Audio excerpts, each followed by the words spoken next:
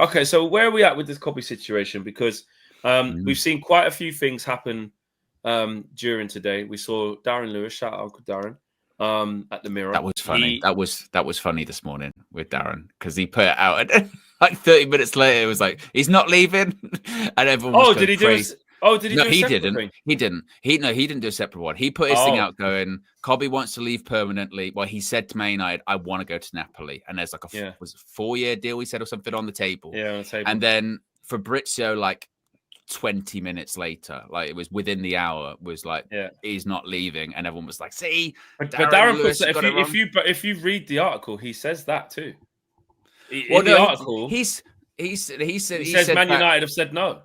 Yeah, but he was saying that Kobbie wants to leave permanently. But he was saying Kobbie wants to leave permanently. He says Kobbie wants to leave permanently, and then Fabrizio came out and said, no, he doesn't want to leave on. He wants to leave on a loan. Ornstein's first exclusive on this was that he does not want to leave permanently as well. Yeah, exactly. Yesterday, like he was pretty adamant about that point. So that's the thing of where, like you said, that is contrasting to Darren.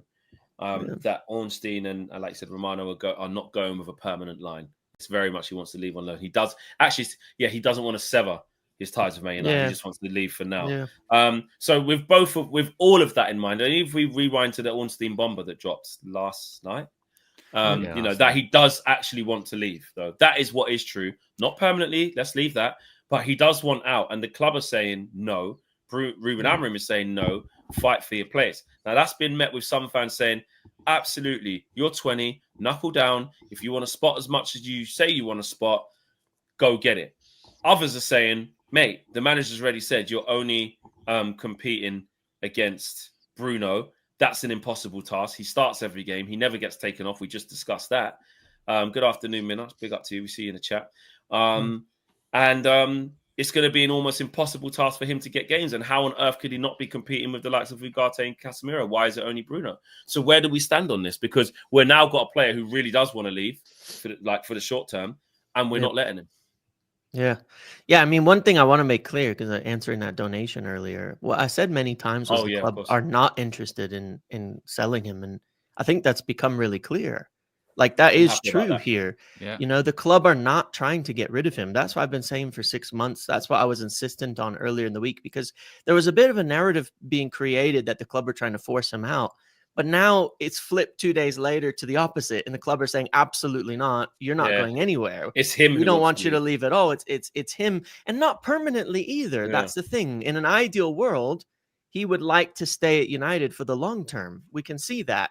He's obviously concerned about his playing time this season. That's the reality. Yeah. And I think it's a really interesting situation that is hard to look at, because I said that there was a plan for Kobbie Mainoo to be the guy who takes over from Bruno. Well, that's essentially been acknowledged. He's competing with Bruno.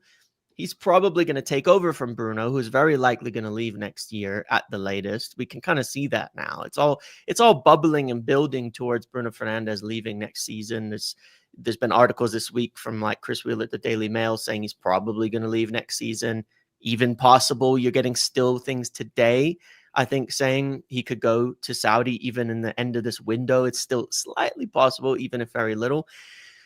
But it's a World Cup year, and that is complicating the whole thing. And obviously, Kobbie Mainoo was not selected for the team. Exactly. Now, he wasn't selected in summer, and he wasn't selected in March. He was injured at that time, I think. So it's not particularly unusual in that sense. But obviously, he would like to earn his place into the team. He would like to be playing football. He would like to be there.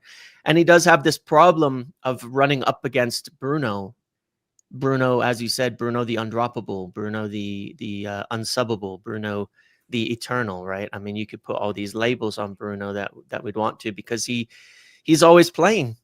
He's always playing. And it's just, yeah, it's a strange one. It's a tough one to deal with. And I think there is a big mix. I was kind of surprised by the opinions I saw on this. There's a lot of extreme negatives. You got to sack the manager for this Kobbie situation, which we can talk about in a minute. And then there's a lot of people saying, well, hold on a second. What's a 20-year-old demanding minutes in a team? Mm. And it's unfortunately is what I don't like about how it's gone and all the noise is I think it's just made it more toxic on both ends at this point. I'm not blaming Kobbie for what it's worth. I think it's a very reasonable thing for a player to want minutes. I'm not super excited about how much has been briefed about this since Monday in the media. I think it's too much. I think it could have been done quietly, all of this between the player and the club. But yeah, it's messy. It's messy. And I'm not sure there's even a right answer on this. I go back and forth either way. I think everybody would prefer he stays and plays, right? Like that's what we'd all want as fans, I think, for the most part. I think we would all agree on that, for him to stay and for him to play football at United. I totally agree. That was kind of what I was saying this morning, that I don't think there's a resolution that gets done either way. I think it is complicated by the fact that he's so young and has got so much so quickly. If this was a regular 20-year-old player that hadn't played as much for Man United and his country, if Kobbie hadn't had the run at the Euros that he had last year, I don't think we'd even be talking about, can he make the England squad? You know, would it be that? Exactly. It'd be like he'd be playing in the under-21 still, and it would be like, but it's because he did get in that England squad. He did play in the Euros. He did get to the final. So because of all of that, he's like, well, that's my bar. The bar's been set now. Anything else beneath that, if I didn't even make the England squad, what a drop off that's been. I've experienced it. I've played in a major final for my country. So me not getting the squads now, of course, it's gonna frighten him. And to James's point too, with the reporting, a lot of it, not all of it, obviously, but a lot of it has turned out to be pretty accurate in the sense of it was said, wasn't it, that in 48 hours they're going to have a meeting about his future. On Thursday, they absolutely had a meeting about his future. Yeah. And then the article came out from David Ornstein. So the sources, whether it's from Kobbie's side or United side, or probably a combination of both, are accurate that there is an issue here. And if it wasn't a World Cup year, I think Kobbie would probably be more than prepared to be like, you know what, I'll be out the side. Bruno will be gone next year. It's not an issue. I'm 20. Yeah. But it's because it's a World Cup year and he played in the finals last time with England. It's just got the waters have got a bit more muddied about this. They have. And I said many times already, is Wharton in it? Yeah, he is. James has just sent me through the quotes there as well, which is from Tuchel, which makes it really obvious what's going on. Yeah. Which is really obvious, and this is why Kobbie absolutely wants to leave. We knew this would happen. I said he's not going to get an England team. He's not going to be able to get into the qualifiers, and if this continues, he's not. He wants to go on loan. He wants to go on loan. That's why he wants to leave. People go. He doesn't want to leave. This is why he wants to go on loan. He wants to play football. Let's be real. This is why he wants to play football. Yeah. Thomas Tuchel on Kobbie Mainoo's omission from the England squad. He says sometimes the changes in your club are not in your favour. He's just lacking minutes. I don't think he lacks anything else. He has the experience. He has the power. He has the quality, the talent to be on our list. He is on our list of players, but at the moment in his position, the 6, the 8, and the 10 in central midfield, we have players who are in full rhythm and who play key parts in their clubs. And this is the next step for him. So that's completely logical. I don't think anybody is shocked that Kobbie Mainoo is not in the England squad. We knew this was what would happen. This is why Kobbie is angling for, the loan move so strongly, because he can foresee this coming. So for me, I'm not that makes complete sense. You look at people like Elliot Anderson, you look at Adam Wharton, they're playing every single week, vital roles for their team, and you just knew they were going to overtake Kobbie Mainoo. And that is for a mixture of, he hasn't even been healthy for a lot of the time. He's been injured. He's been injured. Yeah. The manager changed, like Tuchel saying there. Sometimes your circumstances at the club just don't help you. And unfortunately for Kobbie, he's had a mixture of injuries, manager changing, and then just the chaos of United, where the manager's got to stick with a certain thing just to keep his own job.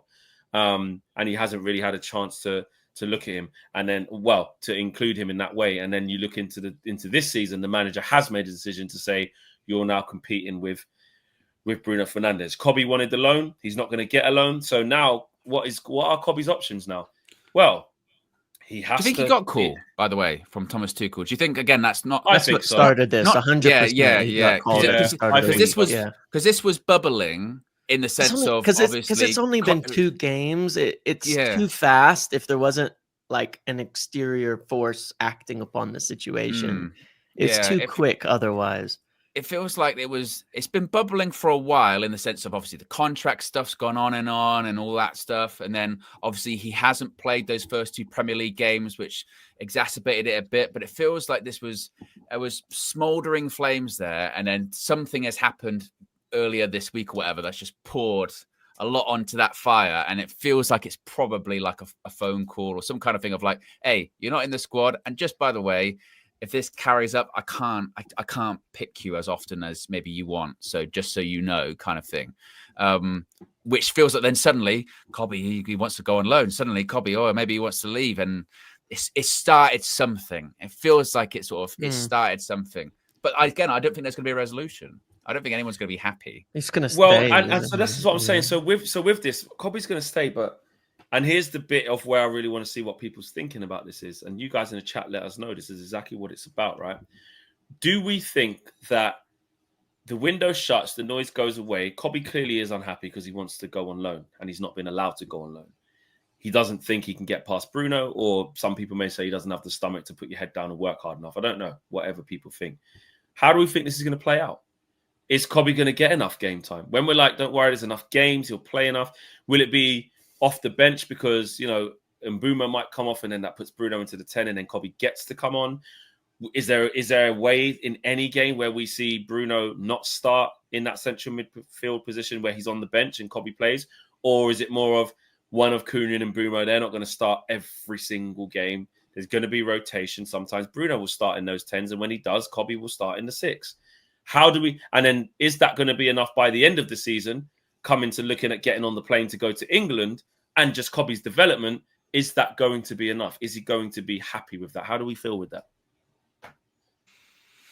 I don't know. I'm shaking her head. It's hard to know, right? Like, because look, I obviously I think he's going to play football over the course of the year. Like, there's no way we're not going to make changes. There's no way we're not going to make substitutions. There's no way over the course of the year there's not going to be 0 injuries and 0 routes into the team for him, all of that. But I did have my biggest complaint that I have right now, where even though I'm in my present stance, I'm saying, I want Amorim to stay. I think this is a consequence of one of the decisions that doesn't make sense to me. We're trying to build for the long haul.